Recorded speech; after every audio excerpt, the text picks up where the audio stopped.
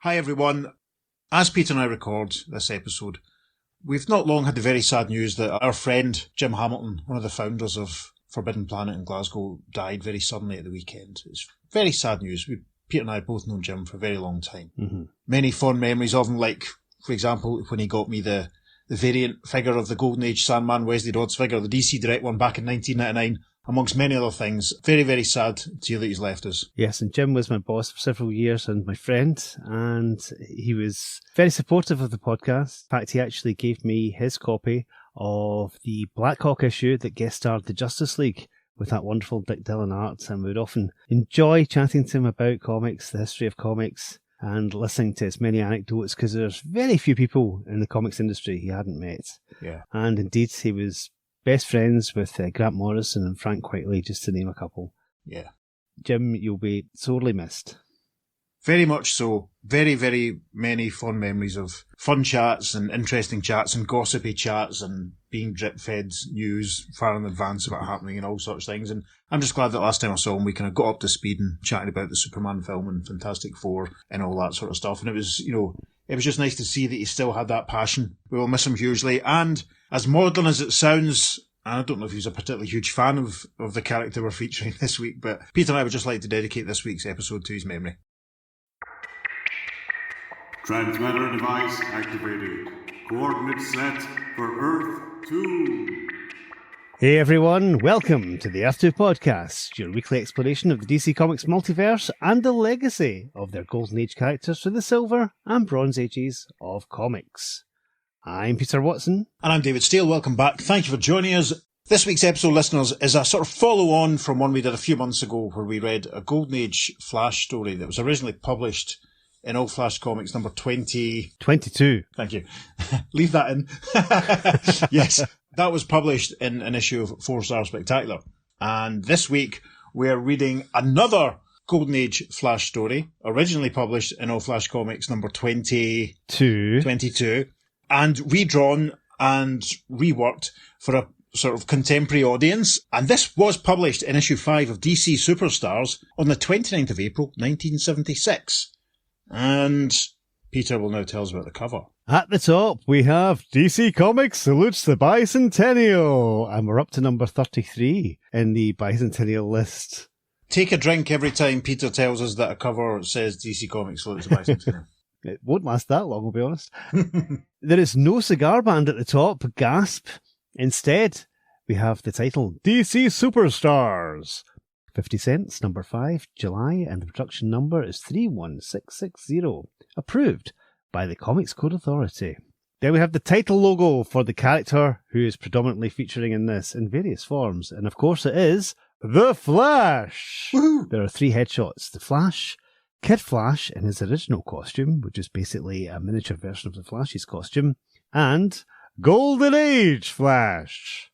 And there are 3 images on this cover. I'll tell you about the other 2 first. We've already told you we're doing the Jay Garrick story, so I can't do any kind of feint here. But the Barry Allen story is The Day Flash Aged 100 Years. And this is a fantastic story in which Barry Flash encounters his old enemy, the Top. Yes. Where the Top uses an aging top, which he throws at Barry, and it makes him, funnily enough, age 100 years. Spoilers, folks, he doesn't really. Barry actually goes and dresses up and puts on a fake beard. Yes. It's hilarious. I love funny. that story. Yes, and Barry's false beard is hilarious because it's basically a big white beard going from where his cowl opens up all the way down to his groin area and a big, long, curving white beard. It's hilarious. It's like if my boss Dumbo had dressed up as the Flash and lost a couple of stone in weight. This is what it looks like. If that helps you picture it, listeners, then there you go. And the Kid Flash story. Kid Flash zips into action to stop the Midnight Peril. And we have Kid Flash running into... It looks like there's an avalanche happening, my goodness. And Kid Flash is running in, knocking some of the boulders out the way because there's a poor boy trapped underneath one of the fallen rocks. So Kid Flash is coming to his rescue. Amazing. The Midnight Peril. Sadly, it doesn't feature Midnight, a.k.a. Dave Clark, but can you imagine? Or Johnny Peril. Can you imagine? What a team-up that would be. But the story we want to talk about. His death in the cards for the Golden Age Flash. and we see Jay Garrick running in from the right, and he's skidding to a halt, because standing in front of him, in front of a giant ace of spades, is the Grim Reaper himself, skull-faced, cloaked, and wielding his scythe. My goodness, how dramatic. Gosh. And obviously, I'll be quick to point out when that scene happens in the story. Yes, good. It's funny, because the other two are quite accurate to a point. But anyway, let's draw a line here and let me stop moaning about the relevance and accuracy of covers versus what happens in the story. Because I realise that I'm probably starting to sound like a right moany old git, to coin a phrase. So, yeah, as we say, this is another one that was originally published in All Flash 22. And again, on the socials this week, we'll do some side-by-side comparisons so that you can have a look and see how different they are. Yes. We just presume the original script was handed over, and it's very interesting comparing them. So, going in, we have a bit of text at the start, which will reiterate a lot of what we've just said. This story originally appeared in All Flash Comics in 1946, but with art too far below modern standards to reprint the tale as it was. Filipino artist Rico Rival redid the art using the original story and dialogue, resulting in this new/old adventure of the Golden Age Flash. And we have a nice scene-setting 2/3 of the page splash image, which shows Jay Garrick in uniform as the Flash, and he's obviously sat at a poker table because we can see lots of poker chips piled up, and close to the camera, as it were, we can see a hand holding, I'm not even sure what the terminology is, just a hand of cards, I suppose. We can see the ace, the number 2, the 3, 4 and 5, and the ace and the number 2 both feature characters from the story. You'll see this image in the socials, so don't worry. And Jay, we can see, is holding his cards to face the audience, and each card has a different image of himself in a different pose, which is quite charming, actually.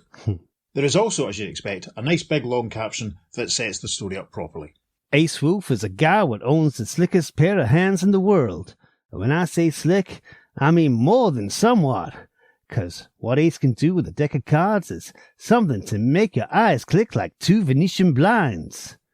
Ace is talent, but he's crooked, like a corkscrew, only worse. Now my name is Juicy's Wild. Some of you may remember me as a guy who makes cakes and coffee with the pasteboards myself. But I am honest. This is a fact you can judge for yourself when you see me send for the Flash. Why do I do this thing? Because Ace wants to deal me from the bottom. Right. Now, the first few pages are narrated by Juicy's Wild. Wild spelled W-I-L-D-E, like Oscar and Kim, for that matter. And we rewind the clock quite a bit to start things off, as Juice tells us. I'm born and raised in a side street in downtown Brooklyn. Near me lives a kid by the name of Ace Wolf. He's always fooling around with cards. And we see 2 young lads sitting in an alleyway. You can see washing in a line behind them, and one of them has dark hair, there's a baseball bat over his shoulder by the looks of things. Another chap with sort of sandy blonde hair. He's hurling playing cards into what looks like just a bin in front of him, I suppose, or a container, or a bowl. Peter better stop me. A trash can, perhaps? Possibly. And the little kid with dark hair is our narrator, and he's saying, "You're pretty good with them cards, Ace." "I cut my eye teeth on them. Why shouldn't I be good?" Then Ace tells me how his old man hands him a pack of cards one night. And we see Ace as a much younger child, tousled hair and wide eyes, sat in his crib as his dad hurls a pack of cards at him, saying, "Take these and play with them. Shut up, will ya?" Ace begins to play with the pasteboards like they're a rattle. Pasteboards? Yeah, that's terminology for cards. He makes cakes and coffee with the pasteboards. Fascinating. Mm-hmm. And we see young child Ace playing with the cards and actually his milk bottle in his bed. And he's chewing one card saying, now, obviously, listeners, I know nothing about playing cards and card games and such like. In fact, the last time Steve Higgins was over in the UK, he kicked my arse at a game of whatever it was that we were playing. I wish I could remember what it was, but he certainly did it, and I'm sure he'll be able to tell me when he hears this, whichever one it was. Was it Snap? It probably was. But I know nothing about card games or how they work or what they're called. So there's going to be an awful lot of me going, what? During this story. So we then see Ace and Juice as they're a little older. Juice with his baseball bat over his shoulder, and Ace is lining up tin cans on a fence as he says, "So it's no wonder I can do tricks with cards. I practice with them every day. flipping them, dealing them, shuffling them. You even got me interested in them. And then we see Ace hurling an ace, appropriately enough, striking the tin can, and knocking it off the fence, and Deuce exclaims, "Wow, that was perfect, Ace. Right on the button." Time advances, shall we say. It is Curly McGee who first shows Ace Wolf what it's like to play with the pasteboards for more than peanuts. Yes, Curly McGee's a bald chap, smartly dressed, wearing one of those little teller-type visors over his head, and he's sat at a table, obviously with some other reprobates, chips piled in front of him, dealing cards, and we see Ace, now a young man, standing beside him. Curly says, "Sit down, Ace, and take a hand.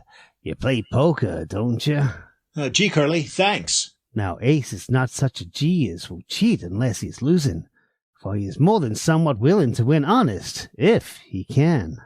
You see Ace sitting among the drifting cigarette smoke, cards being dealt in front of him as he thinks, "They've been dealing from the bottom. They think I'm so dumb that I can't see. Well, I know that trick myself." Curly himself is wise to all the tricks in the book, but Ace is so expert, Curly never catches on. Yes, we see that Ace has obviously done very well, as he is gathering and scraping together and pulling towards him all of the chips that were on the table. He has won big.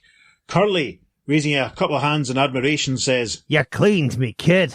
And we see Ace with a huge pile of notes in his hand saying, "You mean this dough is all mine, just for playing cards? How long has this been going on?" "I guess we can count you in our future games, hey, kid?" Juicy's narration resumes. Now, Ace more than makes out okay at these games for a couple of years, but then he gets himself a different slant. Now, I wasn't sure what's going on, but Peter helpfully points out that it looks as though Ace is walking away from another card game. Huge handfuls of notes. There's a couple of guys sat at the table behind him. One guy looks like he's even lost his jacket, is saying, "I'm clean." Guy next to him got a few notes. He's quite happy. He says to himself, "I made 50. Boy, was I lucky." And Ace, with his pile of cash, is saying to himself, $300. Chicken feed. By this time, I should be making thousands. Gets a close-up in the next panel as he says, "This is no way to clean up with the big dough. I'm tired of this penny-ante sort of stuff. I got ideas, I have. I'm going to get rich." And there's a slow dissolve, and Juice says, "One night." And we see a high shot above a bank. 3 shifty-looking figures standing on the pavement. It's Ace and a couple of lads that he's got working with him. We hear Ace saying, "This bank is the one we're going to crack." One of his colleagues says, "But Ace, all the doors are operated electrically." And his friend says, "Not only that, so are the safe vaults." "Watch this, fellas. This is one of my special cards. It's made of high-grade steel." We see Ace flicking the card, Gambit style, and Juicy's narration returns to say, "I'm not present, as I'm honest, but I'm given to understand that this card Ace heaves slices right through an electrical wire." And we see it slicing through an electrical wire above what looks like some kind of old-fashioned bell alarm type thing. And indeed, we hear Ace saying, "That short circuit takes care of the alarm. Let's go." The next panel, we see them running through the bank interior, with Ace saying, "We'll rifle those vaults and get out of here before the repair crews can get here." From that night on, Ace is known around town as a very smart G indeed. This is interesting. They're obviously Ace's barbers, because he's being shaved. Big cutthroat razor scraping the soap off his face as he says, "Boys, I'm heading for bigger game out west. You want to come along?" And one of his pals says, "You bet." Top of the next page. Guess what? Juice narrates some more. It is noised around town from time to time that Ace Wolf is doing all right for himself out west. And we see a sort of skinny-looking guy in a green suit talking to another chap with dark hair and a purple suit. And it's the guy in the purple suit who we've been hearing from so far. The skinny guy in the green suit says, "$100 he gets. Can you imagine?" Not bad. Not bad at all. "A real hot guy in Chi, and he practically runs Frisco all by himself." To think I knew him when. And then the next panel, we see Juice WRLD obviously enjoying some cuisine as he narrates. "I'm sitting in Chinatown Charlie's enjoying myself some chop suey one night when somebody talks up to me." "Juice is wild. Am I glad to see you?" "Huh?" exclaims Juice as he looks round to see a familiar face, who we now see a nice white tie with an ace symbol on it, which is pretty cool. He leans down towards Juice and says, "Eating in a dump like this? Get your hat. You and I going places." Ace? Ace Wolf? It is not considered healthy to refuse an invitation from such a guy as Ace Wolf. And we see Ace and Juice arriving obviously at a classier establishment, handing their hats to a young lady as Ace is saying, I got me enough pickings out west till the cops got too close for comfort. Now I've come back to take over the big town, Juices, and you're gonna help. But... They sit down at the table, drinks in front of them as Ace continues. Don't say no to me, Juices.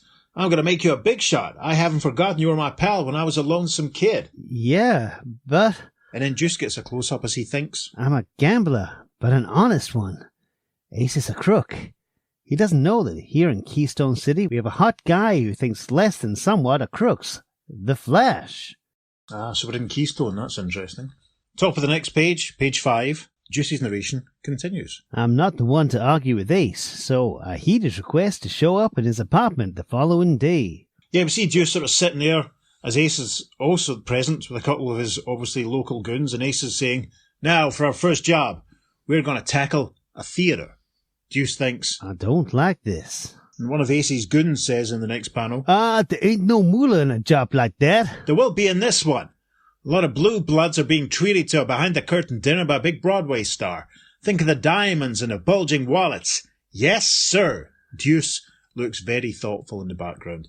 There is a slow dissolve, and Juicy's narration resumes. 2 days later, Miss Joan Williams is quite some little surprised at a morning mail. And we see Joan, fantastic. She looks great with her hair up, wearing a very fancy blouse. She's holding an envelope in her left hand, and in her right hand she exclaims, My goodness, a playing card! Miss Joan is known around town as a smart chick who is an in with the Flash, so she hustles over to Jay Garrick to get herself wised up. Yes, this is obviously Jay's laboratory, because we can see some vases and equipment and looks like even a test tube rack in the background, and Jay is holding the playing card as Joan says, Jay, what does it mean? I don't know. It's just a juice of... Say, a juice. I wonder if it's from Juicy's Wild. In the next panel we see Jay is holding the playing card in a set of tongs over a bubbling glass vial as he says, I've tried it for secret ink. Let's see if steam will... Oh. It's peeling apart. What's inside, Jay?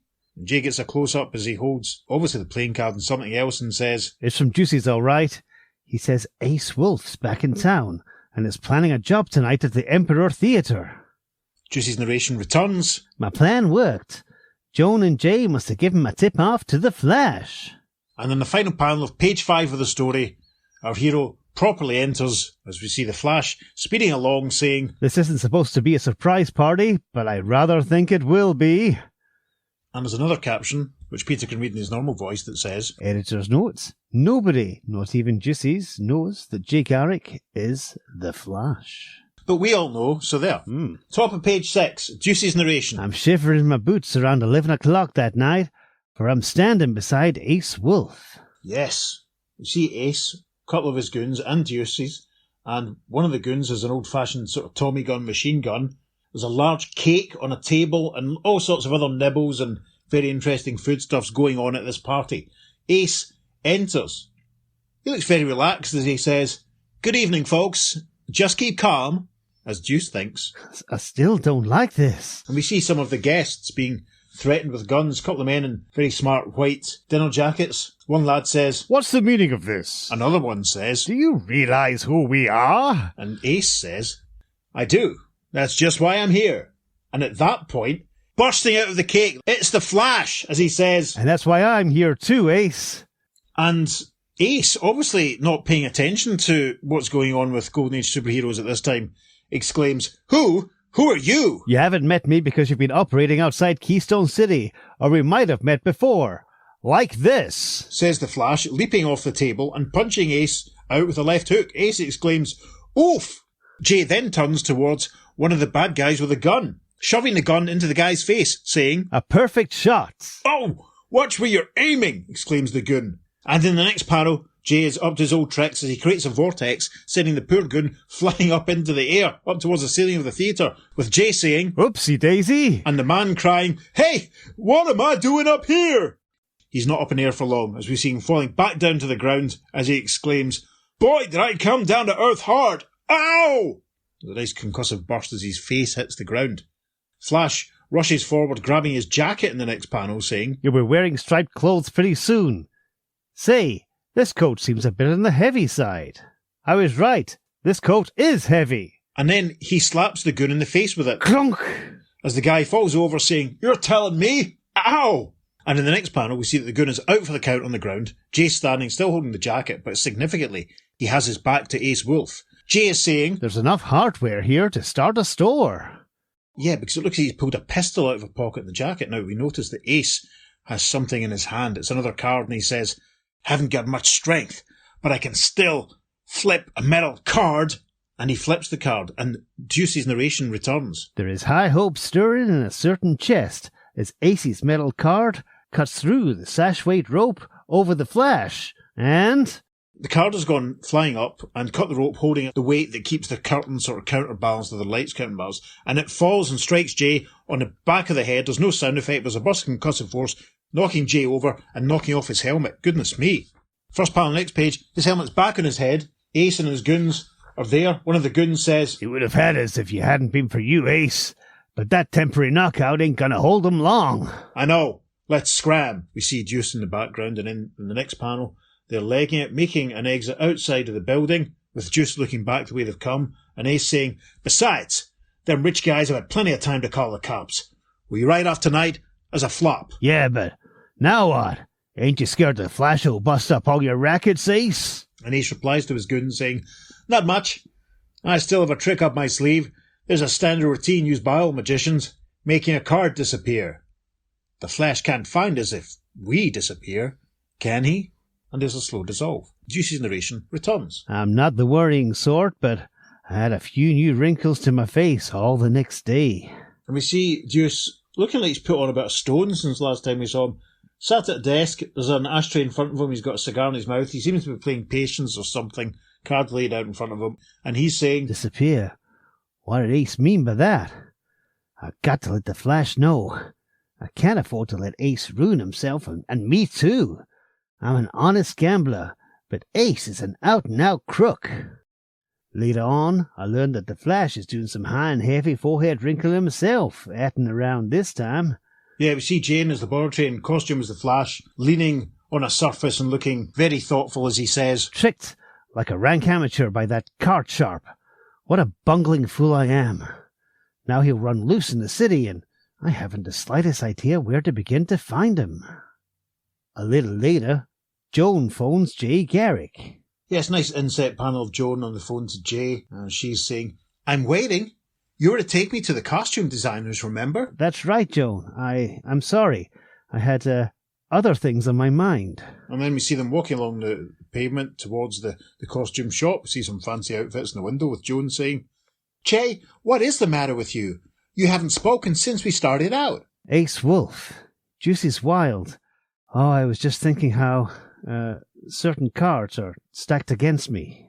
Top of the next page, they're inside the costume shop. Joan looks incredible. It looks like the artist used a reference photograph of Lalla Ward as Ophelia. Yes, I can see that. But I'm not sure she played her yet by this point. Mm-hmm. Very interesting. Maybe this panel gave Lalla Ward the idea to play Ophelia. Who can say? Mm-hmm. There's a dark-haired, rotund costume lady helping Joan with her outfit. And Joan delightedly says to Jay, "Jay, how do I look as Juliet?" And Jay, deep in thought while all this is going on, is thinking, "Ace Juicy's, and I'm the Joker." But then he comes back to his senses because he heard what Joan said, and he says, "Huh? Oh, lovely, Joan, lovely."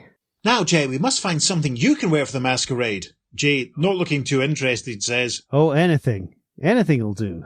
And then the nice costume lady says, "I know just the thing for monsieur." And she points at a mailman outfit that's standing nearby, and she says, "A postman's uniform. We have had so many calls for them this week." To which Jay says, Not for me, thanks. My feet ache just thinking about it." Next panel, Joan and Jay are leaving the costume shop, big parcels under their arm. Joan is saying, "Well, we're all set for masquerade. Pick me up tonight at 8. They left it to the last day to get the blooming outfits. That's hopeless." Jay replies, "Okay, but I hope I've solved my problem by then." We then return to the narration of Deuce's Wild. "I have more than my own share of problems at this moment." Yes, we see that Deuce is once again doing his writing inside a playing card trick, and he's saying to himself, "I got to get this letter to Miss Joan like I did the last one. But I'm not long in learning that the problem I've had before is like nothing at all." Yes, we see Deuce has been found out by the looks of things. One of Ace's goons is holding him by the scruff of the jacket. Ace in the foreground, holding up the card that Deuce was writing on the previous panel. Ace is saying, "Deuces, I am informed that you are mailing playing cards to a girl named Joan Williams.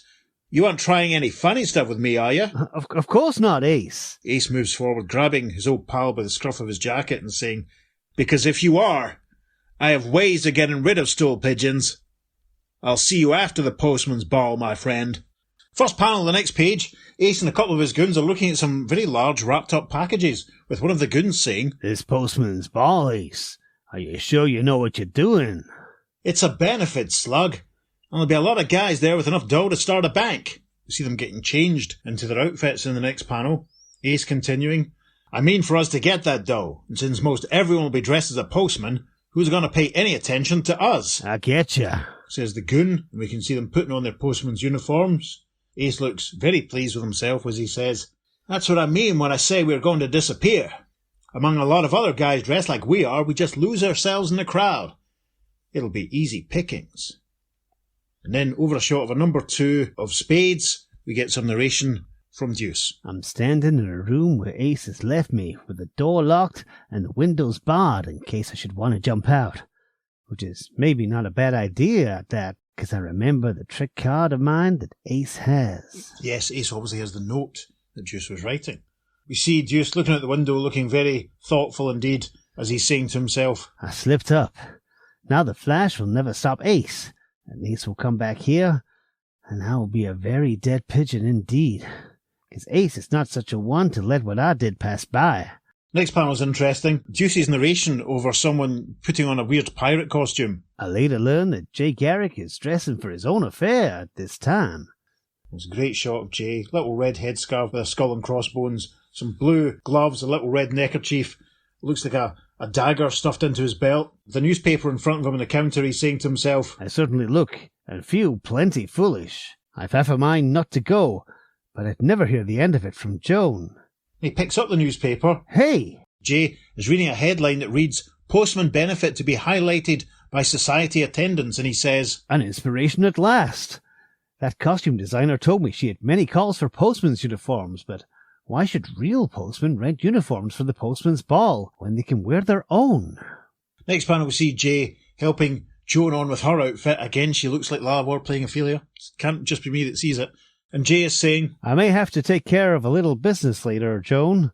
I don't think it'll interfere with our evening, though." "Oh, I hope not," says the eventual Mrs. Garrick. Juicy's narration returns. "I'm not there to see this, but I hear it after from reliable sources that Jay is dancing with Joan at their masquerade." And they are indeed. We can see a few other costume folk around. Joan is saying, "Jay, do I see that faraway look in your eye again?" "I'm afraid so, Joan. I warned you I had a little business to look into." And Joan spots a couple of people she knows. She says, "Oh, there are the Bradburys. I want you to meet them." But Jay says, dashing off, "Business before pleasure." Juicy's narration returns again. "What a man! That Flash just popped from nowhere." Jay has quickly, obviously, got into costume, and as he speeds along, he's saying, "It won't take me very long to straighten things out once I get to that postman's ball." The postman's ball is definitely not a safe place to be that night. Yes, because we see Ace and his goons dressed conspicuously as evil-looking male men, all huddled together, looking around the room with Ace saying, "It is such a setup as I've seldom seen before. It is all to our advantage." He spots one lady in front of him as he pulls a card, holds it between 2 fingers and says, "Now there's a pearl necklace that I like." And then, Gambit style, or maybe Gambit copied Ace, who can say? He zings the card, and it snaps the chain holding the necklace. The poor woman exclaims, "My necklace!" "Your mistake, lady. That necklace is mine." Everyone in the party is sort of huddled together now, looking a little panicked, as Ace and his goons line up in front of them, with Ace saying, "Just drop your valuables on that table, folks. Me and my boys are taking up a collection. Don't put up no fight." But then, suddenly, rushing in from stage left, is a very familiar figure who yells, "Does that order go for me too?" And one of Ace's goons whirls and sees him and cries, "The Flash!" Jay punches the goon, sending him flying, making him drop the jewels that he'd grabbed, as Jay says, "Looks like a grand slam for me, fella." As the guy goes flying, he says, "Oof!" One of the goons pulls a pistol and fires it in the Flash, who ducks out of the way, saying, "Careful with that, bud. You're liable to hurt yourself. And with that, the Flash kicks the gun out of his hand. Then he grabs the guy in the next panel, spinning him around as he says, I sure have you going around in circles. Here's an invitation to dinner, bud. And we see the guy ending up face first in a big bowl of something or other. And then he's lying on the ground with a big bowl of something or other splashed all over his face. Ace is watching all this with a card in his hand and he's thinking, uh-oh.